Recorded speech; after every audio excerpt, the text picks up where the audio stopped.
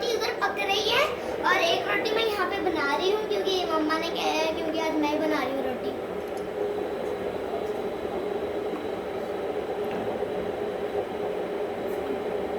मम्मा मम्मा wow बीबी, बिल्कुल circle में है ये तो। मम्मा एक बात बताऊँ, आप सबको कॉल कर दो। मम्मा एक बात,